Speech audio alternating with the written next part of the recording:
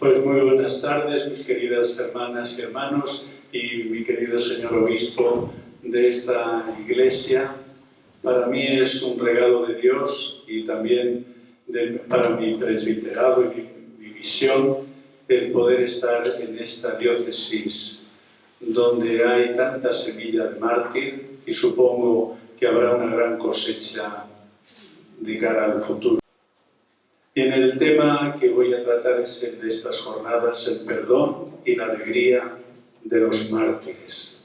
Bien, voy a dividir mi reflexión en tres partes: una introducción, luego en segundo lugar los hechos, una referencia a los hechos que nos hablan de perdón y de alegría, luego en segundo lugar un intento de interpretación, cómo interpretar los hechos que nos hablan de perdón y de alegría. Y finalmente, pues unas breves reflexiones sobre las consecuencias que esto puede tener para nosotros. Hechos, interpretación y consecuencias. Pero comencemos con una introducción. Tienen ustedes, pues, la dicha de pertenecer a una iglesia que toda ella, con sus formas de vida diferentes, ministerio ordenado, vida consagrada, laicos, recibieron una gracia paradójica, la gracia de un martirio fecundo y al mismo tiempo numeroso. Y uno se pregunta, ¿cómo hablar de alegría y de perdón en ese momento tan terrible que es aquel en el cual hay personas que se dejan llevar de la violencia, de la crueldad? ¿Y cómo una persona puede ser feliz, sentirse feliz y al mismo tiempo perdonar cuando le están infiriendo algo que resultaría imperdonable? Y cuando uno está sufriendo de esa manera, ¿cómo es posible que unamos felicidad y sufrimiento hasta la muerte? Perdón y crueldad. Porque parece que sería una injusticia perdonar a quien debería penar mucho y largo tiempo, y quizá una cárcel pues muy larga. ¿Será esto masoquismo? Creo que está bien que nos hagamos estas preguntas para recuperar la extrañeza ante las dos palabras que van a guiar nuestra reflexión en estos días. ¿Será justo tachar de masoquismo a quien en la tortura perdona y se alegra? Se trata quizá de un estado místico, un estado que muchos de nosotros quizá no podamos comprender porque no hemos llegado a la mística, pero cuando se está en estado místico parece que el ser humano muestra capacidades, sentimientos, actitudes que nadie podría imaginar. Tenemos aquí la imagen de Jesús tal como está en el Calvario allá en Jerusalén. Y ahí vemos pues a un Jesús que está en su estado último, despidiéndose de la humanidad y además en tanto sufrimiento. Y fue el Jesús que ciertamente, por una parte, perdonó. Luego la otra pregunta es, ¿y Jesús era feliz? ¿Tenía alegría en aquel momento?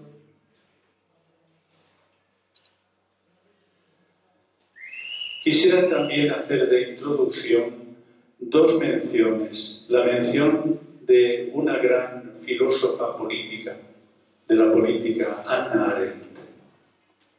Esta mujer judía, que después del Holocausto trató de interpretar lo que estaba sucediendo y de ofrecer a la humanidad cauces para salir de ese atolladero en que se habían metido con la guerra mundial, con la Segunda Guerra Mundial, con la persecución de los judíos. Y ella escribió esto en su libro La condición humana. La idea del perdón es una de las aportaciones más importantes que el cristianismo ha hecho al mundo. Y luego habla de Jesús como el iniciador de una nueva forma de pensar y de sentir, el perdón. El perdón es la clave de la acción y la libertad. Ella no era cristiana, pero sin embargo percibió como mujer judía, filósofa y pensadora, que había una clave política para salir del atolladero de las dos guerras mundiales. Y Zygmunt Moltmann, Miroslav Volf, un teólogo protestante, le hizo una entrevista a Zygmunt Moltmann. Y en aquella entrevista le hizo preguntas muy interesantes y le dijo: usted hace 40 años o 50 años, sería ahora, usted hace 40 años escribió un libro sobre la esperanza. Si usted hoy tuviera que volver a leer, a escribir ese libro, lo escribiría exactamente igual. Y él respondió así: hace 50 años yo me decía, ¿cómo cantar un cántico del Señor en tierra extranjera? Era el momento en el cual el existencialismo también nos decía que somos seres para la muerte, que la angustia es el estado mejor para entender la realidad. Y sin embargo hoy, responde Moltmann, hoy mi pregunta sería: ¿cómo cantar un cántico del Señor en el inmenso espacio de su presencia? Es decir, si en algún tiempo nos parecía que esta tierra no era el lugar donde Dios habita, dada la violencia, la crueldad, los problemas que había en este planeta, ahora, después de 50 años, ¿qué es lo que él ve? Dice: la inmensa y misteriosa presencia de Dios por doquier. La esperanza es para mí alegría anticipada. La angustia es para mí terror anticipado.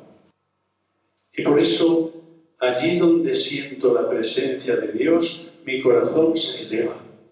Dios viene hacia nosotros, es decir, Dios está viniendo hacia nosotros. La religión cristiana es la única religión de la alegría. Hannah Arendt nos habla del perdón como la gran característica del cristianismo. Zygmunt Moltmann nos habla de la alegría como la gran característica de nuestra religión. Bien, pues pasemos ahora a los hechos. Se alegran en los tormentos y perdonan a los enemigos. Estas son las características del martirio cristiano, de esa especie de estado en el cual se experimenta una mística especial. Es decir, la mística no es la estética es cuando nosotros vamos llevando el carro. La mística es cuando vamos en ala delta y parece que estamos volando. Alguien nos lleva. Mientras que en la vida estética somos nosotros fundamentalmente grandes protagonistas. En la vida mística hay otro que toma posesión, toma el control, la torre de mando. El primer punto de referencia del perdón y de la alegría son Jesús y, perdonadme para nosotros los misioneros claretianos, nuestro padre fundador, San Antonio y María Claret, pero igual que él, lo veremos después, algunos otros grandes santos y santas que han vivido su vida a partir de la alegría y del gozo, a pesar de todos los pesares. Jesús: Padre, perdónalos, no saben lo que hacen. Padre, perdónalos, no saben lo que hacen. Es decir, no les acusa de crueldad, no les acusa de violencia, sino de ignorancia. Y uno dice, ¿pero Jesús les estaba disculpando o estaba viendo la realidad? En el momento en el que Jesús más sufre, cuando está ya su vida prácticamente derramándose, ¿pero cómo es posible que Jesús diga que no saben lo que hacen? Y luego cuando el buen ladrón, a mi modo de ver, deberíamos recuperar al buen ladrón porque fue el primero que creyó en la resurrección de Jesús. antes que quienes la experimentaron junto al sepulcro. Porque el buen ladrón, allá en la cruz, cuando estaba sufriendo más, cuando todo se le hacía inaguantable ya, dice: acuérdate de mí cuando estés en tu reino. ¿Qué habría visto él en Jesús para pedirle esto? Y la respuesta de Jesús es: hoy te digo, estarás conmigo, no le dice en el cielo, sino en el paraíso. Después hablaremos un poco sobre el tema del paraíso. Y Antonio María Claret, pues nos dio a nosotros, a los misioneros claretianos, un papelito que nosotros hemos denominado la definición del misionero o la forma del misionero.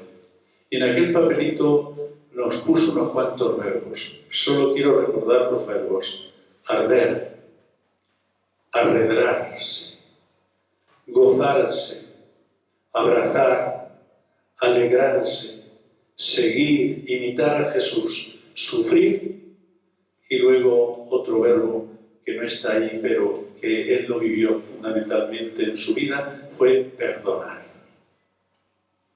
¿Cómo es posible unir todo esto? Contradicciones, sufrimientos, y en medio de los sufrimientos alegrarse. Nosotros los claretianos pues no pensamos que tengamos vocación de masoquistas, pero no es fácil que cuando sufrimos nos alegremos, que nos gocemos en las privaciones, en la pobreza, en las situaciones más difíciles. Pero él decía que un hijo del corazón de María, y creo que en el fondo el primer hijo del corazón de María, ¿quién fue sino Jesús? Fue esto lo que vivió. En segundo lugar, la memoria histórica del perdón y la alegría.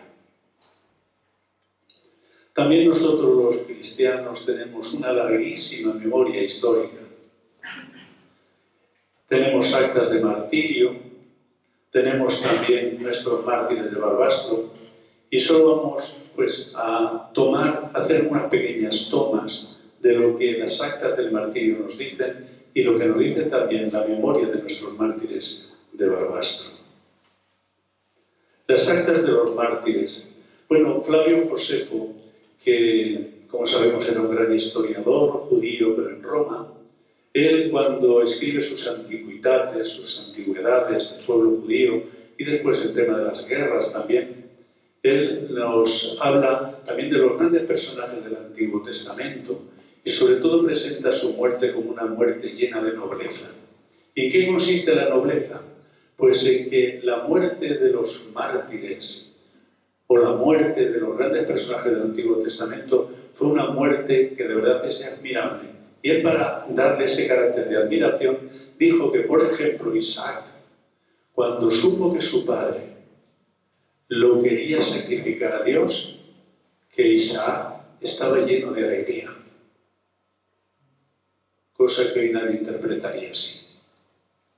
Luego dice también que un grupo de jóvenes que en Jerusalén se rebelaron contra una imposición del emperador, y era que los romanos habían puesto un águila de oro en lo alto del templo, pues fueron un día y arrancaron esa águila de oro para dejar el templo solo como posesión de Dios. Entonces Herodes les hizo un interrogatorio, y tras ese interrogatorio, que les hace parecer, según Flavio Josefo, semejantes a los macabeos, después de ese interrogatorio los condenan a muerte. Dice que iban hacia la muerte, hacia el patíbulo, llenos de alegría, porque soñaban en la resurrección. Y luego también en las actas pues, del martirio de perpetua y felicidad, se dice así: marcharon gozosos desde la cárcel al anfiteatro como si se encaminaran hacia el cielo, con rostro sereno, tembloroso, pero con alegría en lugar de miedo. Pasión de perpetua y felicidad. ¿Qué es lo que ocurre cuando los creyentes se están acercando al último momento de su vida? ¿Hacia dónde van? Hoy, pues mucha gente lo que nos dice después de un funerales, bueno, pues ya descansaba en paz. Pero casi nadie nos habla de que están yendo a un paraíso. ¿Se lo cree nuestra sociedad? ¿Lo creemos nosotros? Los mártires se lo creían a pie juntillas. Esa era su mística. ¿Y los mártires de Barbastro? Tomás Capdevila Miró. Esta mañana, pues, el padre José Peruete me ha permitido, pues, tocar este texto, verlo y sentir algo especial. Así como Jesucristo en lo alto de la cruz expiró perdonando a sus amigos, así muero yo, mártir, perdonándolos de todo corazón y prometiendo rogar de un modo particular por ellos y por sus familias. Adiós. Tomás Capdevila Miró. Y este es el taburete en el que él escribió, pues, este texto, este taburete que estaba ya debajo del piano para tapar los pedales y que solo milagrosamente pudimos recuperar, ¿no es verdad? Además con 2 cigarrillos, para que el señor alcalde no supiera que era lo que aquellos fontaneros llevaban oculto en unos papeles del periódico de la República entonces, ¿no? Y luego, pues, otras inscripciones. Si hablamos, lo hacemos solo para animarnos unos a otros a morir como mártires. Si oramos, lo hacemos para perdonar a nuestros enemigos. Sálvalos, Señor, porque no saben lo que hacen. Aquí parece que Jesús ya se ha extendido y el grito del Calvario ahora se escucha también aquí en Barbastro. Os amamos y perdonamos. Pues digámoselo esto hoy a nuestros políticos. Digámoselo a aquellos que en sus debates lo único que hacen es empequeñecer al otro, hundir al otro. ¿Dónde están aquí en nuestro contexto los que perdonan como perdonaron los mártires? Y hablamos de justicia, pero quizá nos olvidamos de que además de la justicia hay una fuerza mucho más poderosa. No es solo la ley, es también el perdón. Los mártires benedictinos del Puello. Yo he leído, pues, estos días también el libro del padre Plácido sobre los mártires del Puello. Y él ha titulado su libro Iban a la muerte como a una fiesta, aunque dicen que lo que oyeron a los que iban a la muerte como a una juerga. Pero bien, también la palabra juerga está indicando que iban casi, no digo borrachos, pero que iban disfrutando mucho. Algo que nos recuerda al Pentecostés, cuando salieron los discípulos del cenáculo y todos pensaban que estaban bebidos. Participando, dice el padre Plácido, en un gran acto litúrgico. ¿De dónde nace esta alegría? Y luego también el mayordomo del señor obispo, don Marcelino de Abajo. A mí también me impresiona verle cómo después de hablar con el comité y de ser interrogado, dice que al final tiene una alegría tal y un exulto tan fatal que se comienza a abrazar a todo el mundo cuando sabe que le han condenado a muerte. Transformado, reflejaba los deseos que tenía de encontrarse con Dios. Bien, la interpretación. Aquí tenemos solo, pues eso, algunos hechos, pero creo que es que toda la historia de la Iglesia pues está marcada por acontecimientos, por personas así. Ciertamente que tendremos nuestro pecado, pero bastarían estos ejemplos para decir es que merece la pena pertenecer a esta gran comunidad histórica que es la Iglesia. El martirio, alegría y perdón. Propio del mártir cristiano no es únicamente el testimonio que él da, también su fidelidad a la nueva y definitiva alianza. Yo creo que un mártir es ante todo alguien que está en alianza y que en ese momento parece que culmina la alianza con lo que más puede, es decir, es hasta la muerte. Ahora solemos decir en el deporte muchas veces, salen a muerte.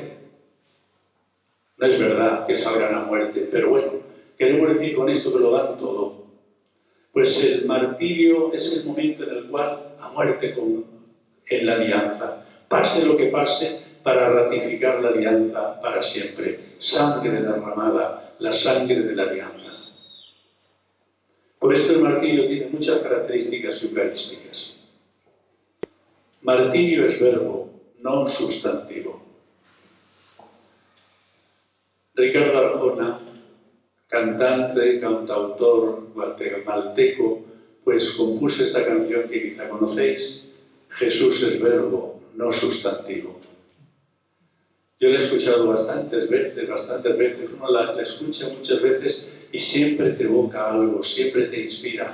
Es decir, hay artistas que son pues como superteólogos, teólogos de la brevedad, teólogos que con solo una canción, un sonido, unas palabras te dicen muchísimo. Buckminster Fuller, que era un arquitecto, también dijo, Dios es verbo, es decir, verbo gramatical. John William Paul, estoy más en sintonía con los verbos que con los sustantivos. Dice el Espíritu Santo, que en la novela La cabaña se llama Sarayu. Dice el Espíritu Santo a Mac, que es el protagonista de la novela. Estoy más en sintonía con los verbos que con los sustantivos. Los verbos son los que dan vida al universo. Yo soy el que seré. Y nuestro Dios es una divinidad inquieta. Es una divinidad que siempre te saca de donde estás para llevarte hacia otro lugar. Nuestro Dios no es nombre, no es sustantivo, es verbo. Y los verbos son los que mejor dicen quién es Dios, cómo es Dios. Lo hemos visto antes en la definición de Antonio María Claret, el misionero claretiano. No utiliza nombres, no habla del gozo, de la alegría, no habla del sufrimiento, habla de verbos, en verbos. El martirio es verbo, es un dinamismo inquieto, es una inquietud que entra en el corazón y que uno no sabe a dónde le va a llevar. Porque el martirio no comienza cuando ya uno está siendo masacrado, sino que comienza mucho antes. Hay gente que lleva ya dentro del alma una especie de vocación de martirio, porque va a dar testimonio hasta donde le lleven las fuerzas y cuando llegue el momento en que otro tome posesión de él, hasta donde el otro quiera llevarlo. El martirio es un flujo de gracia que cae sobre el planeta, sobre la tierra, sobre un pueblo. Lo que parecería que es una desgracia es un derramamiento de gracia. El Espíritu Santo ha sido derramado. El martirio es una tremenda fuerza de oposición. Es una oposición, diríamos, apocalíptica al imperio del mal. Es la forma como se responde a la violencia. Gandhi, él supo cómo responder a la violencia con la no violencia, con un arma más poderosa que la misma violencia. Y también los mártires saben que hay una forma de responder a la violencia y a la crueldad. El martirio es verbo, es la última misión. Es el momento que a uno se le concede para contribuir a la misión de Dios por última vez. El martirio es Evangelii Gaudium, es el gozo del Evangelio llevado hasta la situación más imponderable y crítica. El protagonismo del Espíritu Santo y la complicidad del mártir. Porque yo creo que sería imposible vivir esa realidad como ellos la vivieron si no fueran poseídos por el Espíritu de Dios. Este segundo secretario general de la ONU, que murió en un accidente de avión en 1961, Hermann Gödel, escribió en su diario el 23 de Pascua de 1960 lo siguiente, un poco antes de morir. El perdón rompe la cadena de causa y efecto por el hecho de que quien por amor perdona asume sobre sí las consecuencias de lo que tú hiciste. Oye, esto es fantástico, porque te revela una dimensión del perdón que uno no la imaginaba. Cuando tú perdonas, asumes sobre ti mismo la culpa del otro. Te conviertes en un cordero de Dios que carga con los pecados del otro. Esto es un estado nuevo, es una nueva visión. Ya se dice que el Cordero de Dios que quita el pecado del mundo, había que traducirlo así, Cordero de Dios que cargas con los pecados del mundo. Y entonces el mártir que perdona está cargando con los pecados de su pueblo. Consecuencias del pecado que se quedan enquistadas y enraizadas en la historia. Y el amor verdadero no solo perdona, asume la responsabilidad y las consecuencias de lo que otro ha hecho, como la madre que tiene un hijo drogadicto y asume la realidad de su hijo como si fuera propia. Dice que una vez la policía le estaba diciendo a una madre, pero no ve que su hijo es un delincuente, no ve que su hijo no sabe la de causas que tiene su hijo pendientes, porque ha hecho mucho el mal. Y dice que ella respondía siempre, no, mi hijo es muy bueno, mi hijo es muy bueno. Y al final, pero dice, pero señora, si usted no ve la evidencia. Y ella respondió, sí la veo, pero es mi hijo. Y yo creo que el que perdona tiene algo de materno, algo de saber captar que lo del otro lo carga él mismo. Y esto tiene un precio y no se produce sin sacrificio. Y resultados positivos. Cuando son muchos los que hacen esto, se crea una red de perdón en el mundo y a la fuerza el mal comienza a retroceder. Así fue la muerte de Jesús. Una muerte por los demás, un autoavaciamiento. También la muerte de los discípulos de Jesús tenía ese carácter expiatorio. A veces nos hemos preguntado, ¿pero cómo es posible que personas inocentes sufran tanto? No hay derecho, sino que debieran de sufrir son aquellos otros y no estos. Y sin embargo, cuando una persona inocente muere, es que está expiando por los demás, como el inocente de Jesús. Él mismo llevó nuestros pecados en su cuerpo sobre la cruz, a fin de que muramos al pecado y vivamos para la justicia, porque por sus heridas fuisteis sanados. 1 Pedro 2:24. Hay gente, por lo tanto, que lleva en sí el mal de los demás cuando perdona. Y entonces no se cree santo, sino que esa persona cree en ese momento que tiene una misión, la última misión. Y la alegría del mártir. Cuentan que cuando Santo Tomás Moro le subían al patíbulo, pues estaba el hombre muy debilitado y le decía a los verdugos, por favor ayúdenme a subir al patíbulo, por favor ayúdenme, que luego cuando me corten la cabeza bajaré yo solo. Bien, su sentido del humor se fue afinando, se dice, a lo largo de su vida. El encierro en la torre durante los meses previos a su decapitación fue una ocasión para la expresión literaria de su peculiar estado psíquico, físico, espiritual. Y allí escribió las 8 bienaventuranzas desde la torre. Bienaventurados los que saben reírse de sí mismos, porque tendrán diversión para rato. Bienaventurados los que saben descansar y dormir sin buscarse excusas, llegarán a ser sabios. Y es verdad que el humor, el buen humor, no está en contradicción con el sufrimiento. El martirio como una bienaventuranza. Esto que voy a decir ahora para mí es fantástico. Lo dijo Santo Tomás de Aquino. Deus est beatitudo. Dios es felicidad. Y luego también aquella otra sentencia que nosotros estudiamos en filosofía, que el mal no es algo que es, sino que es la ausencia de algo que tenía que ser. Es decir, yo comprendo lo que es la enfermedad cuando he vivido muy sano. Entonces, para mí la enfermedad es una privación de salud.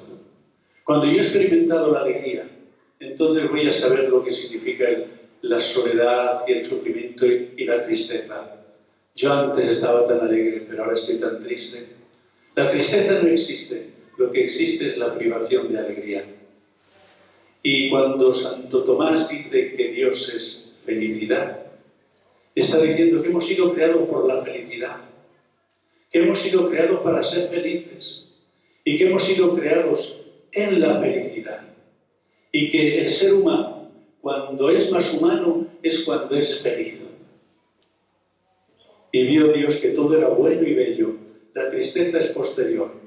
La felicidad es lo primero, la felicidad original. Los que matan, los verdugos, no saben ni ven que estamos insertos en la felicidad. El mártir sí ve y por eso se alegra en los tormentos, porque sabe que la alegría tiene la última palabra y por esto cuando ya está cerca de ella, se alegra. Acuérdate de mí cuando estés en tu reino, le dice el buen ladrón a Jesús. Hoy estarás conmigo en el paraíso. El paraíso. Yo he visto pues en muchos anuncios el paraíso. Y parece que aquí hay hasta paraísos fiscales, paraíso en un restaurante, paraísos en determinadas islas, paraísos para unas vacaciones.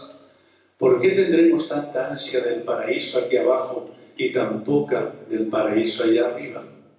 Dice que la palabra paraíso en la Biblia, en los evangelios, solo aparece una vez, que es en boca de Jesús cuando está sufriendo lo inefable. Hoy estarás conmigo, no dice en mi reino, sino en el paraíso. Y yo creo que muchos de nosotros, pues quizá cuando nos vamos acercando al paraíso le tenemos miedo. Yo creo que a veces, como decía Simone Weil, lo que aquí abajo llamamos paraíso acaba siendo un infierno. ¿Y qué hacer para que la gente comience a querer y a anhelar el paraíso? Y hoy estarás conmigo. No le dice Jesús, mira, tendrás un tiempo de purgatorio. Después tendrás no sé qué, y luego al final pues ya subirás al paraíso. No, le dice hoy. Es decir, ahora mismo, dentro de poco, estarás en el paraíso. Es hoy, no hay dilación. Y en realidad, pues esta es una promesa que Jesús nos hace también a todos los que le pedimos, como el mal ladrón o el buen ladrón, que nos perdone. No se confunde con perdonar por. ¿El perdón en qué consiste? Y ahora pues se ha estudiado mucho el tema del perdón. Y a veces pues llamamos perdón lo que no es perdón. Cuando decimos, bueno, ya estoy cansado y ya te perdono, para que no me den más guerra. O cuando alguien dice, bueno, pues es que sí, tú dices que me has ofendido, pero es que a mí nada. ¿Quién puede ofender una mosca o un elefante? Yo soy elefante, tú eres una mosca. Y entonces hay ciertas formas de clemencia que no son perdón, sino que son simplemente autosuficiencia. Pero un perdón sin condiciones, incondicional. Fíjense cómo Jesús nos encuadra toda nuestra vida en el perdón. Y perdónanos nuestros pecados, porque también nosotros perdonamos. Es decir, quienes perdonan no son solo los presbíteros en el sacramento de la reconciliación. Todos tenemos que perdonar. Todos tenemos que perdonar. Y sentiremos el perdón de Dios en la medida en que perdonemos. Padre, perdónalos. Jesús dice cuando colgaba en la cruz. A quienes remitéis los pecados les serán remitidos. A quienes perdonéis los pecados, les serán perdonados. Jesús en su primera aparición. Y luego en el credo, creo en el perdón de los pecados. Creemos que tenemos esta capacidad, unida a la capacidad de Jesús y a la capacidad de Dios Padre, que somos como ese vehículo a través del cual llega el perdón de Dios a la gente, y que cuando perdonamos algo sucede, el mundo se transforma, cambia. Y es que a veces nos parece que no creemos en el perdón. Y hay tanta gente enquistada en su no perdonar, en estar separado del otro porque es distinto. Hay tanta irreconciliación en nuestro mundo. Y es que el perdón sería aquello que uniría toda la humanidad de nuevo, la reuniría. Por esto uno se pregunta, ¿y quién tendrá ese perdón incondicional? Perdonar sin condiciones. Jesús le dijo, o Pedro le dijo a Jesús, Maestro, ¿cuántas veces tengo que perdonar? Y yo creo que Pedro pues tuvo una especie de una cierta vanagloria cuando le dijo, ¿te parece bien hasta 7? Porque el número 7 es el número perfecto. Dice, mira, yo perdono 7 veces, Maestro, aquí he respondido bien, ¿a qué te parece bien hasta 7? Y Jesús dice, no, 70 veces 7. ¿Y qué hay detrás del 70 veces 7? En el libro de Daniel se habla de las 70 semanas. 70 y 7, 10 de la semana. 77. ¿Y qué es lo que dice el profeta Daniel? Que al final de las 77 semanas llegará la justicia, el perdón. Llegará el momento de la gran reconciliación, de la purificación del templo. ¿Y qué dice el libro del Génesis en el capítulo 4 de Lamec? Que Lamec será vengado 70 veces 7. ¿Y esto qué quiere decir? Que habrá venganza, y siempre habrá venganza en este mundo. Y que se prolongarán las venganzas, y se prolongarán e irán creciendo y multiplicándose. Y cuando Jesús dice, perdona 70 veces 7, quiere decir, ese es el antídoto contra la venganza. Ese es el antídoto contra un mundo de irreconciliación y de pecado. No sabemos el poder que tenemos cuando hemos recibido el poder de perdonar. Cuando perdonamos, algo está cambiando en el mundo. Mucho cambia en el mundo. Sabéis que se os dijo, pero yo os digo. Es la gran alternativa de Jesús, que los mártires supieron entender perfectamente. Y ya finalmente, algunas breves conclusiones y consecuencias. Misericordia y alegría, el magisterio del Papa Francisco. Misericordia y perdón. Perdón no es la vida, es la viga maestra que sostiene a la Iglesia. La misericordia y el perdón, la viga maestra que sostiene a la Iglesia. Y dice en Misericordiae Cultus el Papa Francisco, es triste constatar cómo la experiencia del perdón en nuestra cultura se desvanece cada vez más. Incluso la palabra misma, en algunos momentos, parece evaporarse. Sin el testimonio del perdón, sin embargo, queda solo una vida infecunda y estéril, como si se viviese en un desierto desolado. El perdón es fecundo, el perdón es semilla de cristianos. Ha llegado de nuevo para la Iglesia el tiempo de encargarse del anuncio alegre del perdón. Fijémonos lo que sería aquí una Iglesia que proclama el perdón, incluso superando las leyes. Nada del imperio de la ley, el imperio del perdón. Y esto trae muchas consecuencias para quienes a veces pues, tenemos una mentalidad que es más política que evangélica. Más del statu quo que profética. El Papa Francisco también nos dice El perdón es una fuerza que resucita a una vida nueva e infunde el valor para mirar el futuro con esperanza. El martirio es un relato que imita a Jesús. Es un escenario en el cual a Jesús se le contempla hoy, que pide amar a los enemigos y orar por los que nos persiguen. Resistencia ante quienes impiden la fidelidad a la alianza, pero también escándalo para los judíos y locura para los griegos. Ese es el estilo alternativo, y el don de los mártires es la forma, nuestra retórica, es nuestro gran argumento para transformar y para transmitir el Evangelio. Y finalmente, la alegría. Y es otra de las características del magisterio del Papa Francisco, el magisterio de la alegría.